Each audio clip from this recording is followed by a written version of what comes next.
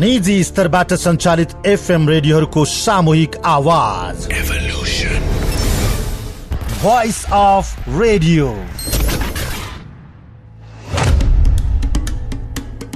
नमस्कार। देशैभरि सञ्चालित एफएम रेडियोहरूबीच कार्यक्रम उत्पादन, प्रसारण र व्यावसायिक सहकार्यमा नवीनतम प्रस्तुति कार्यक्रम भोइस अफ रेडियोमा यहाँलाई हार्दिक स्वागत छ। म विमल थापा। यो कार्यक्रम काठमाडौँ उपत्यका लगायत देशैभरिका 279 वटा एफएम रेडियोबाट एकैसाथ प्रसारण भइरहेको छ।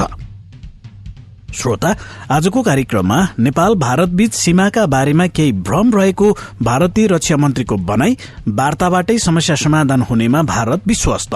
तो मैं समझता हूं कि उसका समाधान हम लोग मिल बैठ कर निकालेंगे, हम बातचीत के द्वारा उसका समाधान निकाल लेंगे। आजबाट लागू भएको 2 पाङ्ग्रे सवारी साधनमा जोर बिजोर प्रणालीबाट सर्वसाधारण शास्तिमा नियम व्यवहारिक नभएको उनीहरूको गुनासो। अत्यावश्यक काम गरेर हिँडेका मान्छेहरूलाई पछाडि बस्न नदिने चाहिँ एकदम निन्दनीय काम छ। र आजबाट शुरू भएको वैकल्पिक सिकाइ प्रणाली समयको आवश्यकता भएको प्रधानमन्त्रीको भनाई लगायतका सामग्री रहनेछ। सुरुमा भने कोरोना भाइरस कोभिड-19 को संक्रमण र यसको आजसम्मको अवस्थाका बारेमा कोभिड-19 विशेषलाई प्रस्तुत गर्दै हुनुहुन्छ साथी समीक्षा नेपाली। Corona update. आज थप 421 जनामा कोरोना संक्रमण पुष्टि भएको छ। यो सँगै नेपालमा कोरोना संक्रमितको संख्या 6211 पुगेको छ। गत 24 घण्टामा थप 67 जना कोरोना संक्रमण मुक्त भएका छन्, जसमा 7 महिला र 60 पुरूष रहेका छन्। यो सँगै नेपालमा कोरोना जित्नेको जम्मा संख्या 1041 पुगेको स्वास्थ्य मन्त्रालयका प्रवक्ता डाक्टर जागेश्वर गौतमले जानकारी दिनुभएको छ। त्यस्तै हालसम्म पीसीआर विधिबाट 1,38,683 र आरडीटी विधिबाट 2,19,336 जनाको नमूना परीक्षण गरिएको छ। पछिल्लो 24 घण्टामा पीसीआर विधिबाट 5,306 र आरडीटी विधिबाट 8,615 जनाको नमूना परीक्षण गरिएको छ। मन्त्रालयका प्रवक्ता डाक्टर गौतमका अनुसार 1,33,829 जना क्वारेन्टाइनमा रहेका छन्। यस्तै आइसोलेसनमा 5,151 जना रहेका छन्। 83 जिल्लामा कोरोना संक्रमण फैलिसकेको छ। आज थप 479 जना रेड जोनमा परेका छन्। ओमानको राजधानी मस्कटबाट 166 नेपाली स्वदेश फर्किएका छन्। कोभिड-19 महामारीका कारण ओमानमा अलपत्र परेका उनीहरू सलाम एयरको चार्टर जहाज मार्फत आज स्वदेश फर्किएका हुन्। उक्त जहाज ओमान स्थित नेपाली दूतावासले चार्टर गरेको हो। सोही जहाजमा एक नेपालीको शव समेत ल्याइएको विमानस्थलका अधिकारीले बताएका छन्। शव कसको हो भन्ने पहिचान भइसकेको छैन। लकडाउनको 83 दिनपछि आजबाट सबै कार्यालय स्वास्थ्य सुरक्षा मापदण्डसँगै खुल्ला भएका छन्। लकडाउनले सर्वसाधारण नागरिकको दैनिकी चलाउन समस्या भएपछि आर्थिक गतिविधिसँगै सबै सरकारी तथा गैर सरकारी कार्यालय सरकारले खुलाएको हो। र कोरोना भाइरसका 53 जना नयाँ संक्रमित भेटिएपछि चीनले राजधानी बेजिङ स्थित प्रमुख सीफूड र तरकारी बजार सिन्फादी बजार तत्काललाई बन्द गरेको छ। सिन्फादी बजारमा काम गर्ने वा पसल गर्ने 53 जनामा कोरोना भाइरसको संक्रमण पुष्टि भएपछि चीनले उक्त निर्णय गरेको हो। चीनको उक्त निर्णयले सिन्फादी सीफूड तथा तरकारी बजार आसपासका 11 आवासीय क्षेत्र तथा 9 विद्यालय पनि प्रभावित भएका छन्। जोखिम बढ्न सक्ने ठानेर ती आवासीय क्षेत्र र विद्यालय पनि बन्द गरेको न्यूयोर्क टाइम्सले जनाएको छ। चीनले कोरोना भाइरस नियन्त्रणमा आइसकेको घोषणा गरे पनि केही समय यता पूर्ण संक्रमित देखिन थालेका छन्। श्रोता, प्रतिनिधि सभाको शनिबारको बैठकले नक्सा सम्बन्धी नेपालको संविधान दोस्रो संशोधन विधेयक सर्वसम्मत रूपमा पारित गरे पश्चात भारतले तत्काल खरो टिप्पणी गरेको थियो। सीमा विवादलाई वार्ताबाट हल गर्ने समझदारीको उल्लंघन भएको टिप्पणी भारतीय विदेश मन्त्रालयका प्रवक्ता अनुराग श्रीवास्तवले विज्ञप्ति जारी गर्दै उल्लेख गरेका थिए। त्यसो त नेपालमा नक्सा संशोधन विधेयक सदनबाट पारित भएसँगै भारतीय प्रतिक्रिया आए पश्चात नेपाल भारत बीचको सम्बन्धमा तिक्तता आउने आंकलन गरिएको थियो। नेपाल सरकारले उक्त भूमिलाई नेपालको नक्सामा समेटेर नयाँ नक्सा जारी गर्नुका साथै संविधान संशोधन समेत गरेको थियो। नेपाल सरकारको यस्तो कदमबाट चिडिएको भारतले प्रधानमन्त्री केपी शर्मा ओली समक्ष संविधान संशोधनसम्म नपुग्ने हो भने वार्ता गर्न तयार रहेको सन्देश पठाएको थियो। तर नेपाल सरकारले नेपाली भूमि नेपालको नक्सामा राख्ने र त्यसलाई सबै निकायमा लागू गराउन संविधानमा भएकै निशान छापभित्रको नक्सा सच्याउन संशोधनको बाटो अघि बढेपछि प्रधानमन्त्री ओली र भारतका समकक्षी नरेन्द्र मोदी बीचको टेलिफोन वार्ता समेत बिथोलिएको थियो। नेपालमा नक्सा परिवर्तन सम्बन्धी विधेयक संसदबाट पारित भएको पर्सिपल्ट भारतका रक्षा मन्त्री राजनाथ सिंहले आफूहरू वार्तामा बस्न तयार रहेको प्रतिक्रिया दिएका छन्। उनले नेपाल भारत सीमालाई लिएर अहिले जुन भ्रमको स्थिति बनेको छ यसलाई हामी बसेर छलफलका माध्यमबाट हल गर्नेछौं भनेका छन्। यसलाई दुई देशबीच बढ्न खोजेको तिक्ततालाई मेटाउने संकेतका रूपमा बुझ्न थालिएको छ। साथी प्रतीक न्यौपानेको रिपोर्ट अफ द डे। भारतका प्रतिपक्षी दलका नेता तथा कूटनीतिज्ञहरूले असंवेदनशील कूटनीतिको कारण नेपालले नयाँ राजनैतिक तथा प्रशासनिक नक्सा अनुमोदन गरेको भन्न थालेका छन्। वरिपरिका छिमेकीहरूसँग सीमा विवाद बढ्दै जाँदा भारतमा सत्तारूढ दलको विदेश नीतिको चर्को आलोचना शुरू भएको हो। बीबीसीसँग कुरा गर्दै नेपालका लागि पूर्व भारतीय राजदूत राकेश सुदले भारतले नेपालसँगको वार्तालाई विभिन्न बहानामा टार्न खोजेको बताएका छन्। कुछ थोड़ी बहुत इसके अंदर कमी भारत की तरफ से भी रही। चलिए, ये कोरोना का लॉकडाउन जब समाप्त होगा तो उसके बाद मीटिंग की जाएगी, पर मुझे लगता है कि नेपाल ने उसको समझा कि भारत मीटिंग टाल रहा है। और जब रक्षा मंत्री राजनाथ सिंह जी ने वो सड़क का उद्घाटन किया तो उसको लगा कि उसके मन में एक जो शक था कि भारत इस मीटिंग को टाल रहा है, वो शक एक तरह से एक यकीन में बदला कि शायद भारत का कुछ इरादा जो है वो कुछ अलग है।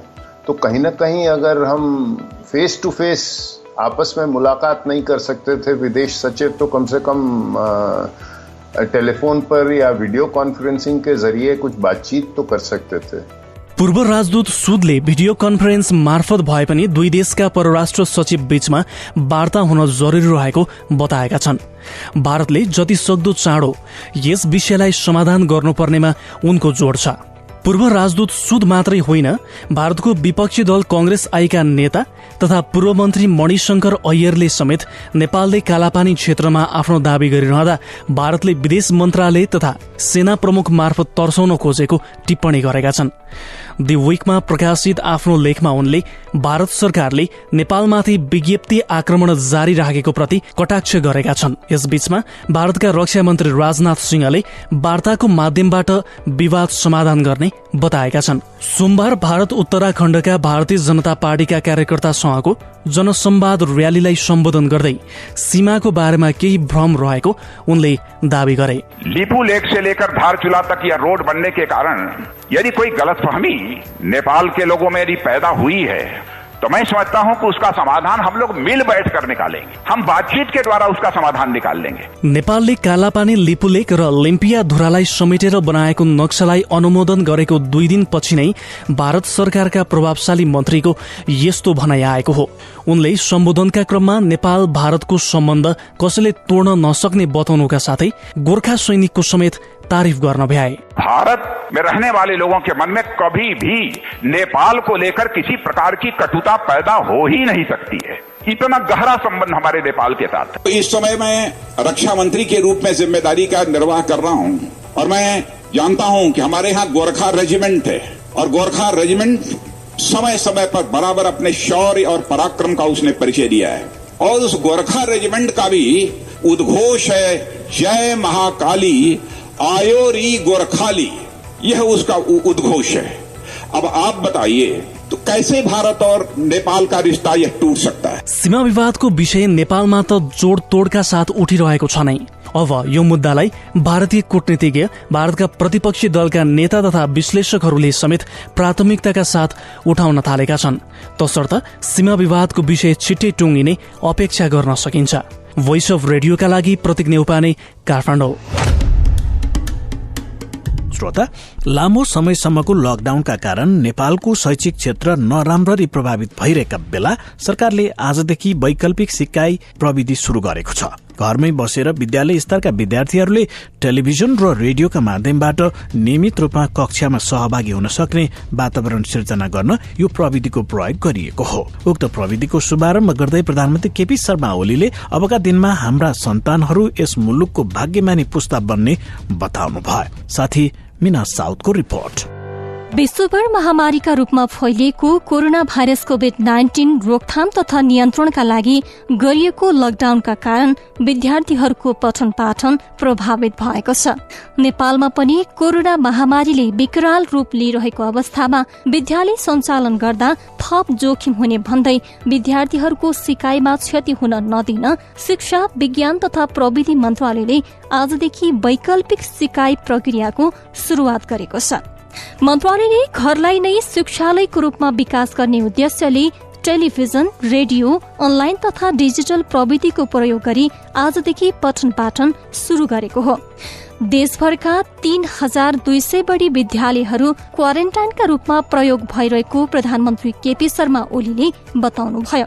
मुलुकमा कोरोना भाइरसको महामारी नरोकिएको बरु अझै फैलिँदै गएको बताउँदै उहाँले लकडाउन अन्त्य नभएको तर केही खुकुलो मात्रै पारिएको बताउनुभयो। देशभरका 3200 भन्दा बढी विद्यालयहरू क्वारेन्टाइन स्थलका रूपमा प्रयोग भइरहेका छन्। माध्यमिक शिक्षा परीक्षा एसईई लगायत राष्ट्रिय स्तरमा गरिने कतिपय परीक्षाहरू समेत स्थगित छन्। भाइरसको महामारी रोकिएको छैन, अझै फैलिँदो छ। लकडाउन अन्त्य भएको होइन, केही खुकुलो पारिएको छ। तसर्थ हाम्रो व्यवहार स्वच्छन्द होइन, सतर्कता सहित चालिनु पर्दछ। सरकारले तोकेका सबै नियमहरू पालना नगर्ने, सामाजिक दूरी कायम नगर्ने, आवश्यक सुरक्षा सतर्कता नअपनाउने, आफू खुसी चल्ने गरेमा आफ्ना कारण आफू मात्रै नभई सिङ्गो समुदाय नै जोखिममा पर्न सक्ने भन्दै प्रधानमन्त्री केपी शर्मा ओलीले प्रत्येक कदम सतर्कताका साथ चाल्न आग्रह गर्नुभयो। तोकिएका सबै नियमहरू पालना गरिनुपर्छ। सामाजिक दूरी कायम नगर्ने, आवश्यक सुरक्षा सतर्कता नअपनाउने र मन खुसी चल्ने गरेमा आफ्ना कारणले आफू मात्रै होइन, सिङ्गो परिवार, आफन्तहरू र समग्र समुदाय नै संक्रमित हुन सक्दछ। बाँकी दुनियाँ अन्धकारमा हुँदा, ज्ञानको ज्योति नहुँदा हाम्रा पुर्खाले ज्ञान र विज्ञानको क्षेत्रमा चमत्कार गरेको उहाँले स्मरण गराउनुभयो। हाम्रो बौद्धिक सम्पत्तिका आविष्कारक तथा पुर्खाहरूलाई हामीले सम्झिनु पर्ने प्रधानमन्त्री ओलीले बताउनु भएको छ। कतिपयले आफ्ना पुर्खाको पौरख सम्झँदैन। मैले पटक पटक भन्दै आएको छु, बाँकी दुनियाँ अन्धकारमा हुँदा, ज्ञानको ज्योति नहुँदा हाम्रा पुर्खाहरूले ज्ञान र विज्ञानको क्षेत्रमा चमत्कार गरेका थिए। हजारौं वर्ष अघि विश्वलाई अक्षर र अङ्कको ज्ञान दिलाएका थिए। हाम्रो बौद्धिक सम्पत्तिका आविष्कारक तथा पुर्खालाई हामीले सम्झनु पर्दछ र सम्मान गर्नुपर्छ। हाम्रो सभ्यता र संस्कृतिलाई हरदम मनन गर्नुपर्दछ। मुलुकको विकास समान स्तरमा नरहेको र प्रविधिको पहुँच सबै ठाउँमा एकै नासको नभएका कारण आफूले मुलुकको अवस्थालाई समेत बुझेको बताउँदै उहाँले वैकल्पिक प्रणाली सिकाइ सहजीकरणका लागि निर्देशिका जारी गर्दा स्थानीय तह तथा विद्यालयको स्रोत साधनमा रहेको पहुँचलाई ध्यानमा राखिएको बताउनुभयो। मैले हाम्रो मुलुकको अवस्थालाई पनि मनमा राखेको छु। हाम्रो विकास समान स्तरमा छैन, प्रविधिको पहुँच एकै नासको पनि छैन, सिकाउने र सिक्ने सबैको स्तर पनि एउटै छैन। त्यसैले वैकल्पिक प्रणालीबाट सिकाइ सहजीकरणका लागि निर्देशिका जारी गर्दा स्थानीय तह तथा विद्यालयको स्रोत साधनमा रहेको पहुँचलाई ध्यानमा राखिएको छ। कोरोना महामारीको समाप्तिसँगै शैक्षिक प्रणालीमा पनि नयाँ परिमार्जन हुने सम्भावना रहेको बताउँदै उहाँले अशिक्षित जनशक्ति आजका लागि अयोग्य र अप्रभावकारी जनशक्ति रहेकाले अबको जनशक्ति शिक्षित, सक्षम र स्वस्थ जनशक्ति हुने बताउनु भएको छ। विद्यालयहरू पुनः सञ्चालनमा नआएसम्मका लागि आजबाट शुरू भएको वैकल्पिक सिकाइ प्रणालीले विद्यालय तहका विद्यार्थीहरूको सिकाइ क्षमतामा महत्वपूर्ण योगदान पुर्याउने विश्वास लिइएको छ। तर विद्यार्थीहरूको सिकाइमा क्षति हुन नदिन शिक्षा विज्ञान तथा प्रविधि मन्त्रालयले आजदेखि शुरू गरेको वैकल्पिक सिकाइ प्रक्रिया प्रभावकारी हुन्छ या हुँदैन भन्नेमा आम नागरिकको चासो छ। भोइस अफ रेडियोका लागि मीना साउद, काठमाडौँ। श्रोता, सरकारले लामो समयसम्म लगाएको लकडाउनलाई केही खुकुलो बनाएको छ। जसका कारण निश्चित व्यवसाय, कल कारखाना, कार्यालय खुल्न थालेका छन्। आजदेखि भने 2 शिफ्ट गरेर सरकारी कार्यालय खोल्ने निर्णय यसअघि नै गरिसकिएको थियो। सवारी साधनको हकमा भने जोर बिजोर प्रणाली लागू भएसँगै 4 पाङ्ग्रेमा चालक सहित 3 जना र 2 पाङ्ग्रेमा चालक मात्र चढ्न पाउने निर्णय सार्वजनिक भयो। तर यसको व्यावहारिक रूपमा कार्यान्वयन पक्ष भने फितलो देखिएको छ। कतिपयले 2 पाङ्ग्रे सवारी साधनमा 1 जना मात्र चढ्न पाउने नियम आपत्तिजनक भएको भन्दै विरोध समेत जनाएका छन्। साथी यमुना राणाको रिपोर्ट। करिब 3 महिने लामो लकडाउन खुकुलो पारेर जिल्लाभित्रै निजी सवारी सञ्चालन गर्न दिने निर्णय गरेसँगै सड़कमा सवारी चाप बढेको छ। यसलाई व्यवस्थित गरी समुदायमा कोरोना संक्रमण फैलन नदिन भन्दै सरकारले सञ्चालनमा आएका सवारी साधनमा आजबाट मुलुकभर जोडबिजोड प्रणाली लागू गरेको छ। त्यस्तै 4 पाङ्ग्रे निजी सवारी साधनमा चालक बाहेक 2 जना र 2 पाङ्ग्रे सवारी साधनमा चालक मात्रै रहने गरी सवारी सञ्चालनको अनुमति दिइएको छ। यसबारे आफूहरूलाई निर्देशन आइसकेकोले आजबाट यो नियम लागू भएको महानगरीय ट्राफिक प्रहरी महाशाखाका प्रमुख प्रहरी वरिष्ठ उपरीक्षक भीम प्रसाद ढकालले जानकारी दिनुभयो। नपाउने लागू भएको हो एकदम। त अब माथिबाट निर्णय भएर आइसकेपछि हामीले यो कार्यान्वयन गर्छौं। उहाँले लागू भएको नयाँ नियममा अत्यावश्यक र पत्रकारको हकमा भने सहजीकरण गरिरहेको बताउनु भएको छ। अत्यावश्यकको हकमा चाहिँ हामीले हेर्छौं हैन, त्यसको उसमा हामीले सहजीकरण नै गरे हुन्छ। अब कसैको जरुरत छ भने त्यसलाई सहजीकरण गर्छौं, हाम्रो तर्फबाट सहजीकरण हुन्छ। तर 2 पाङ्ग्रे सवारीमा 1 जना मात्रै बस्न पाउने नियम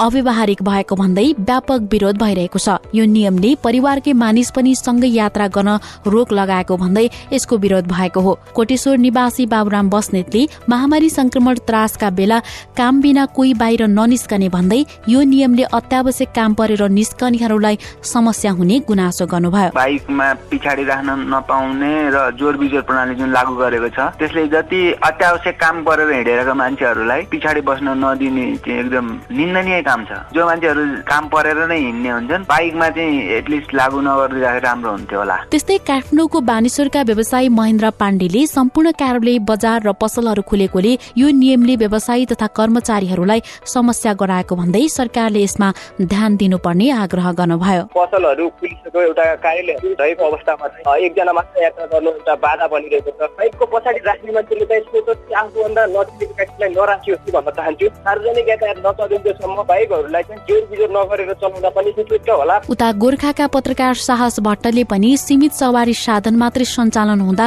2 पाङ्ग्रे सवारीमा 1 जना मात्रै सवारी गर्नुपर्ने नियम प्रभावकारी नहुने बताउनु भयो। एक सिंगल हिँड्दाखेरि चाहिँ त्योबाट संक्रमितबाट बच्न सकिन्छ भन्ने हकमा राम्रै कुरा हो यो। तर पनि सीमित सवारी साधनहरू खुल्ने त्यो पनि 2 पाङ्ग्रे हुन्छ र एउटै घरको चाहिँ परिवारहरू अफिस जानुपर्ने हुन्छ, कहाँ जानुपर्ने हुन्छ, त्यो भएको कारणले यात्रुहरूलाई अनि साधनवालाहरूलाई पनि समस्याका कुरा भयो के अरे 2 जनासम्म चाहिँ सवारी गर्न पाउनु पर्ने हो खासमा। सरकारले कोरोना संक्रमण रोकथाम र नियन्त्रणको लागि भन्दै यस्तो नियम बनाएको हो। तर यसले एउटै परिवारका एउटा मात्रै सवारी साधन हुनेहरू र सँगै कार्यालय जानुपर्नेहरूलाई पनि झन्झट हुने देखिएको छ। त्यसैले सरकारले यो नियममा पुनरावलोकन गर्नु जरुरी छ। भोइस अफ रेडियोका लागि यमुना राणा, काठमाडौँ। श्रोता, सरकारले लकडाउन खुकुलो बनाएसँगै निजी सवारी साधनलाई जोर बिजोर प्रणाली लागू गरेको छ। आजदेखि यसको कडाइका साथ लागू गरिएको ट्राफिक प्रहरीले जनाएका बेला 2 पाङ्ग्रे सवारी साधनमा 1 जना मात्र यात्रा गर्न मिल्ने भन्ने सरकारी निर्णयलाई तपाईले चाहिँ कसरी लिनु भएको छ भनेर हामीले देशका विभिन्न भागका नागरिकहरूलाई सोधेका थियौं। सुनौ उहाँहरूको भनाई जस्ताको तस्तै। Voice of the day. नमस्ते, म भुवन ओझा। जो अहिले लकडाउन खुकुलो बनाएको छ, लकडाउन खोलेको छ, नेपाल सरकारले जोडबिजोड लगाएको छ। जोडबिजोडमा पनि 2 पाङ्ग्रे सवारीमा 1 जना र 4 पाङ्ग्रे सवारीमा भन्ने जो नियम लिएको छ यो एकदमै गलत नियम हो। अफिस जानुपर्ने हुन्छ, कसैको जोड होला, कसैको बिजोड होला, सवारी साधन कसैको घरमा एउटा मात्रै होला, कसैकोमा 2टा होला। 2 पाङ्ग्रेमा 2 जना जान नपाउने भन्ने जो नियम लिएको छ यसले गर्दा एकदमै नकारात्मक र एकदमै घाटाको पक्ष आएको छ। म कपिल केसी बैतडी। कोरोना संक्रमणको चाहिँ रोकथाम र नियन्त्रणलाई लिएर चाहिँ एकदमै उपयुक्त कदम हो जस्तो मलाई लाग्छ। किन भन्दाखेरि यसले चाहिँ एकातिर चाहिँ कोरोना संक्रमणलाई चाहिँ रोक्नमा मद्दत गर्छ भने अर्कोतिर चाहिँ वातावरणीय हिसाबले पनि यो चाहिँ फाइदाजनक छ। कतै न कतै चाहिँ सडक दुर्घटनासँग पनि यसले चाहिँ सघाउ पुर्याउँछ र बिस्तारै चाहिँ जोड बिजोड प्रणाली यो हाम्रो नेपालमा एउटा केन्द्र जस्तो बनाएर तपाईँको विश्वका ठुल्ठुला सिटीहरूमा चाहिँ तपाईँको जोड बिजोड प्रणालीमा चाहिँ गाडीहरू सञ्चालन हुने गरेका छन्। नेपालका पनि बढी जनघनत्व भएका ठाउँहरूमा चाहिँ जोड बिजोड प्रणालीहरू अवलम्बन गर्दाखेरि वातावरणीय हिसाबले, सडकको दुर्घटनाको हिसाबले र अन्य कुराले चाहिँ फाइदाजनक हुन्छ। महेन्द्र कठाई, आज म ड्युटीमै छु। 2 जना मिल्ने साथीहरू कलेज जान्छन्, तिनीहरू सधैँ गइरहेछन् भने त्यसमा पनि अर्कोलाई समस्या गर्यो। जस्तै घरमै बस्दाखेरि सबैजना सँगै बस्छन्, कोरोना आउँदैन, बाहिर सँगै जाँदा कोरोना लाग्छ भन्नु हो, भित्र बस्दाखेरि लाग्दैन भन्ने यो भ्रमपूर्ण प्रणाली हो। एकदमै सहमत छैन, यो गर्न कठिनाइ नै छ भन्न चाहन्छु। थोरै चाहिँ चालकदेखि लिएर त्यहाँ चाहिँ यात्रा गर्नुपर्ने मान्छे अलिक थोरै असुविधा देखिए तापनि मेरो हिसाबमा चाहिँ यो जायरी जस्तो लाग्छ। तर पनि किनभने सीमित सवारी साधनहरू खुल्ने त्यो पनि 2 पाङ्ग्रे हुन्छ र एउटै घरको चाहिँ परिवारहरू अफिस जानुपर्ने हुन्छ, कहाँ जानुपर्ने हुन्छ, व्यवस्थित गर्न निम्ति गर्ने कुरा ठिक हो। तर यो चाहिँ पुरै लागू गरेर जाने भन्ने सन्दर्भमा चाहिँ ठुलै आम जनसमुदाय, पत्रकारदेखि लिएर सबै मान्छेहरूलाई चाहिँ समस्या हुन्छ। नमस्कार, म महेन्द्र पाण्डे मदन, नयाँ पाण्डेश्वरबाट। 2 पाङ्ग्रे यातायात साधनमा एकजना मात्र चढ्नु एउटा नराम्रो नै लाग्छ। जुन पसलहरू खुलिसकेको, एउटा कार्यालयहरू खुलिरहेको अवस्थामा चाहिँ घुम्नसँगै बस्दा चाहिँ फरक नपर्ने, एउटा बाइकमा बस्दा फरक लाग्छ मलाई लाग्दैन। बाइकको पछाडि राख्ने मान्छेले चाहिँ सोचो आफूभन्दा नचिनेको व्यक्तिलाई नराख्यो। सार्वजनिक यातायात नचलिन्जेलसम्म बाइकहरूलाई चाहिँ जोड बिजोड नगरेर चलाउँदा पनि उपयुक्त होला। नमस्ते, धादिङ जिल्ला ज्वालामुखी गाउँपालिका वडा नम्बर 2 मैदीबाट गगन बस्नेत। एक हिसाबले सोच्ने हो भने त ठिक पनि लाग्छ, कता कता बेठिक पनि लाग्छ। किनकि 2 पाङ्ग्रे सवारी साधनमा आवाजाही गर्ने मान्छेहरू रोग फैलाउन सक्ने बढी सम्भावना रहन्छ। आकस्मिक सेवा बाहेक सबै थप्पै गर्नुपर्छ। निजी स्तरबाट सञ्चालित एफएम रेडियोहरूको सामूहिक आवाज, भोइस अफ रेडियो, समाज र राष्ट्रप्रति जिम्मेवारी वहन गर्दै तपाईँ हाम्रै साझा समस्यामा केन्द्रित एक पृथक अनि नवीनतम कार्यक्रम भोइस अफ रेडियो। देशैभरिका रेडियोहरूमा एकै समय एउटै आवाज, कोरोना संक्रमण विरुद्धको सशक्त आवाज। प्रत्येक दिन साँझ 6:30 बजे भोइस अफ रेडियो।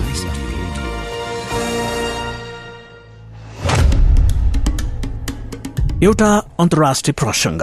चीनमा पछिल्लो 2 दिनमा कोरोना संक्रमितको संख्या बढ़िरहेको छ। चीनको राष्ट्रिय स्वास्थ्य आयोगका अनुसार पछिल्लो 24 घण्टामा चीनमा थप 49 जनामा कोरोना भाइरसको संक्रमण देखिएको छ। त्यसमध्ये राजधानी बेजिङमा मात्रै 36 जनामा कोरोना संक्रमण देखिएको हो। यसअघि शनिबार पनि बेजिङमा 36 जनामै कोरोना संक्रमण देखिएको थियो। समाचार संस्था एएफपी का अनुसार बेजिङको होजियान क्षेत्रमा रहेको थोक बजारमा संक्रमण देखिएपछि बेजिङका थप 10 क्षेत्रमा लकडाउन गरिएको छ। सिम्फाती नाम गरेको उक्त कृषि बजारमा कार्यरत कर्मचारीहरूको नमूना संकलन गर्दा संक्रमण देखिएको हो। बेजिङमा ती बजारमा संक्रमण फैलिएको आशंका गरिएको छ। चीनमा पछिल्लो समय कोरोना भाइरसको संक्रमणबाट कसैको मृत्यु भएको छैन। त्यस्तै पछिल्लो दिनहरूमा संक्रमित हुनेको संख्यामा उल्लेख्य कमी आएको छ। तर केही ठाउँमा देखिएको स्थानीय संक्रमणका कारण भने चीनमा पुनः यसले महामारीको रूप लिने हो कि भन्ने चिन्ता पनि सँगै बढेको छ। चीनमा कोरोना भाइरसबाट संक्रमित हुनेको संख्या 84,335 जना पुगेको छ। संक्रमण पुष्टि भएका मध्ये 4,638 जनाको मृत्यु भएको छ। त्यस्तै चीनमा 79,483 जना निको भएका छन्। कार्यक्रम भोइस अफ रेडियो काठमाडौँ उपत्यका लगायत देशैभरिका 279 वटा एफएम रेडियोबाट एकैसाथ प्रसारण भइरहेको छ। हवस् त, आजको कार्यक्रम यति नै। भोलि हामी थप विषयवस्तुका साथ फेरि पनि उपस्थित हुनेछौं। तबसम्मका लागि कार्यक्रम उत्पादनमा साथ दिनुहुने साथीहरू प्रतीक न्यौपाने, यमुना राणा, मीना साउद, समीसा नेपाली, रमेश भण्डारी, सुरेश भण्डारी र विश्वराज विष्टसँगै म विमल थापालाई पनि बिदा दिनुहोस्। तपाईँ सचेत रहनुहोस्, स्वस्थ रहनुहोस् र सुरक्षित रहनुहोस्। नमस्कार।